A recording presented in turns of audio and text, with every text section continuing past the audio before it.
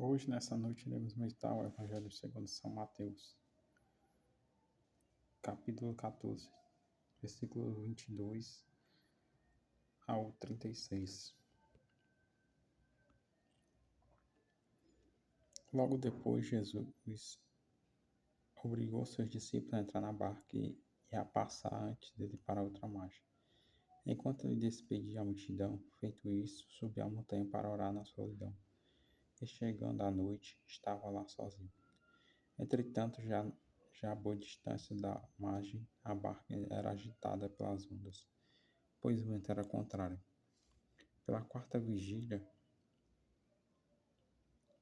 da noite, Jesus veio a eles caminhando sobre o mar. Quando os discípulos o perceberam caminhando sobre as águas, ficaram com medo.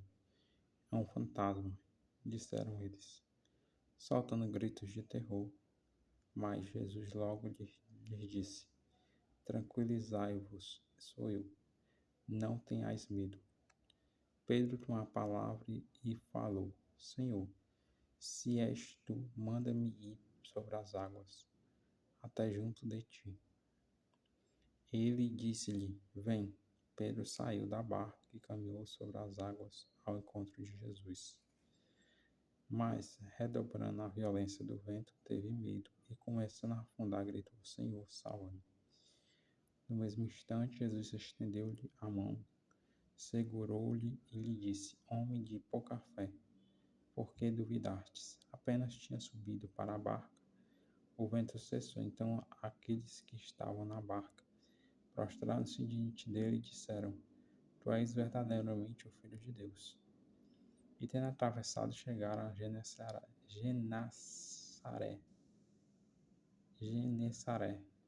As pessoas do lugar o reconheceram e mandaram anunciar por todos os arredores. Apresentaram-lhe então todos os doentes, rogando-lhe que ao menos deixasse tocar na orla de sua veste. E todos aqueles que nele tocaram foram curados. Palavra da salvação. Glória a vós, Senhor. Hoje, como vemos na meditação do Evangelho, Jesus, despede a multidão e manda seus discípulos irem, para outro lado da noite, para outro lado da margem, que eles estavam, Então Jesus fica só, Jesus sabe da batalha e fica em solidão. Ora e fica na solidão. Jesus fica lá até anoitecer,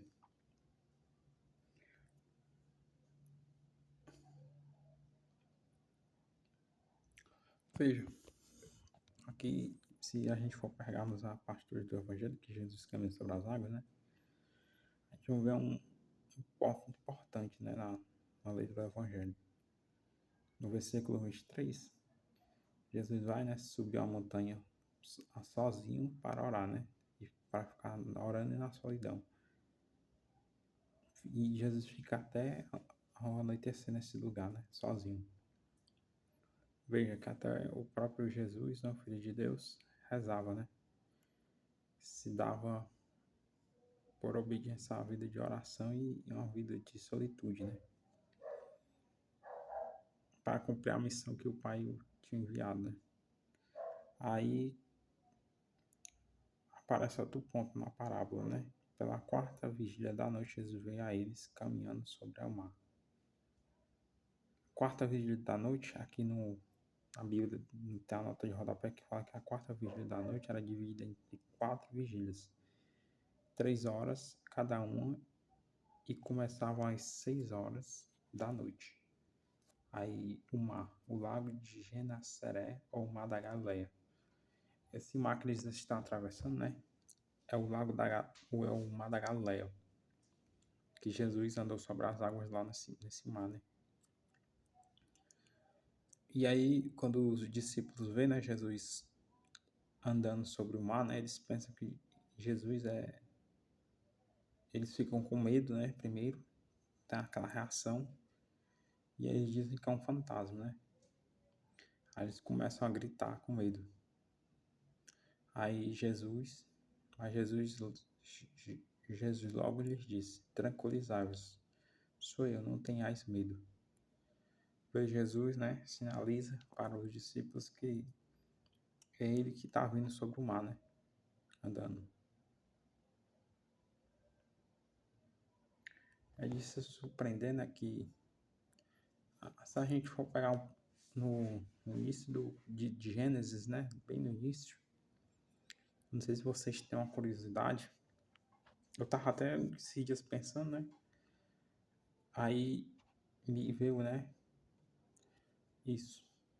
Jesus anda sobre as águas. Se a gente for pegar um ponto de Gênesis, né, lá no início da palavra da Bíblia, aí vai ver que Deus caminha pairava sobre as águas, né? Deus parava sobre as águas, voava, né?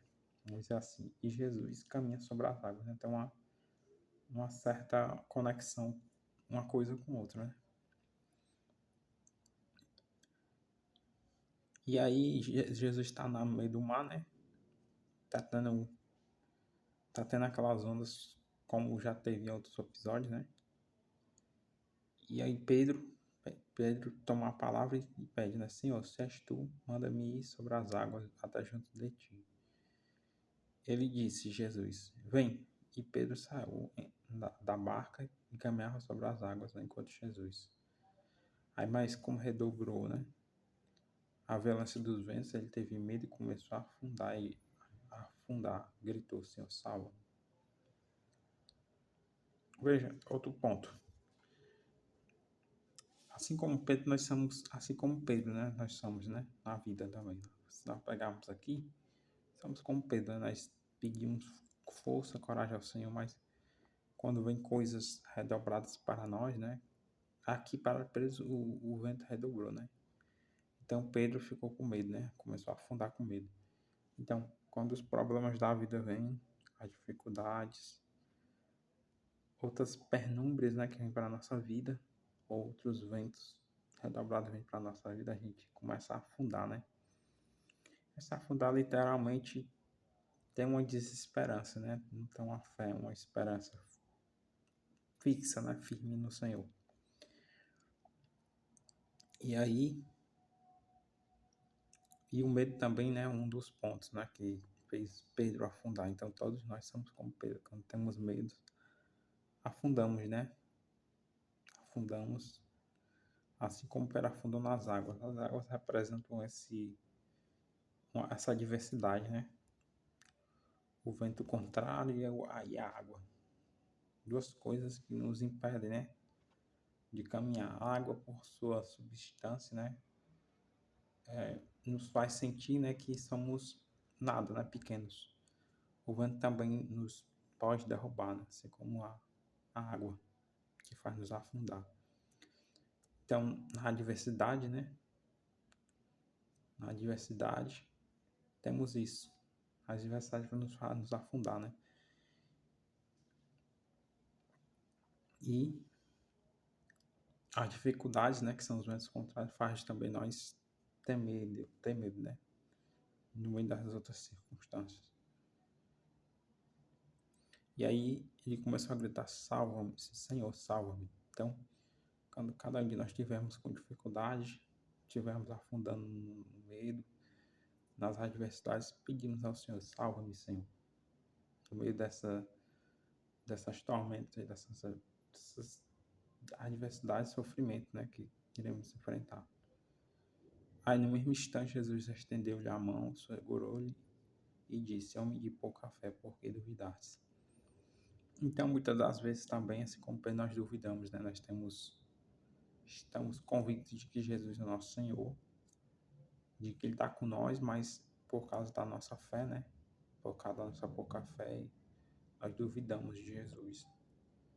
Então, nós precisamos, né, termos convicção da nossa fé em Cristo e não duvidar de que Ele é capaz de fazer todas as coisas. Né?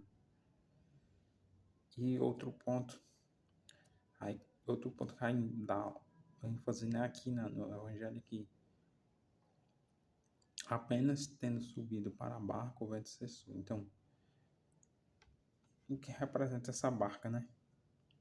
Então, como estamos junto com Jesus na barca da nossa vida, né? O vento cessa, né?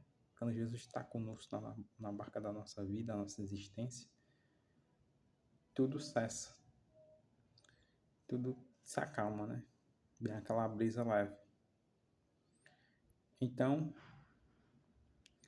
aqueles que estavam na barca prostraram-se diante dele e disseram: Tu és verdadeiramente o Filho de Deus.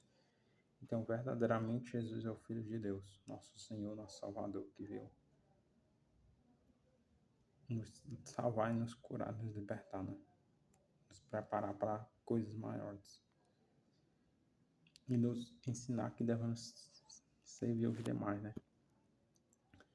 E no versículo 34, 36, né? Tendo atravessado já, né, o mar da Galileia, ou Genessaré, as pessoas do lugar reconheceram e mandaram anunciar por todos os arredores, apresentando então todos os doentes, rogando-lhe ao menos que deixasse tocar a rola de sua veste, e todos aqueles que nela tocaram foram curados. Então, veja, o poder de cura de Jesus é tão forte, no sentido, né, a presença de Jesus é tão forte nos lugares, né, que ali, assim que conheceram Jesus, já anunciaram, né, por todos os cantos, né. Então, aí todos os doentes que foram levados até Jesus, né, foram curados. E eles pediam ao menos para tocar a orla, né, de seu manto, né, a orla de sua veste. A orla é já o final, né, final da veste, da roupa. Então, todas as pessoas que tocaram em Jesus na orla, no final da sua veste, eram curadas. Então, veja, a presença de Jesus, né, tem vários pontos aqui, né, vários pontos do Evangelho que nos ensina que, se crermos em Jesus, né, sem duvidar, assim como os doentes também não duvidaram, foram curados, seremos curados. Se não duvidarmos de Jesus, né, podemos, assim como Pedro, né, ou podemos andar no mar, né, das adversidades. Então, hoje o Evangelho basicamente é isso. Jesus, né, é aquele que tudo pode, né? Ele é o Filho de Deus, ele tudo pode.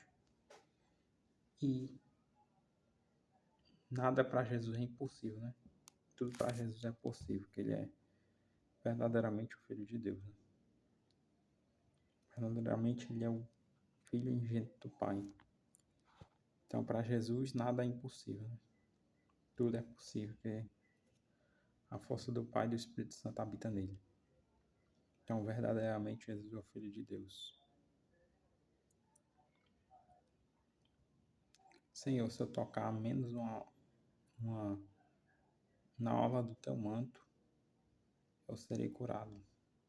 Senhor, se ao menos eu tocar um pouco na orla do seu manto, eu serei curado, né? Que possamos, assim como os doentes suplicarmos, né?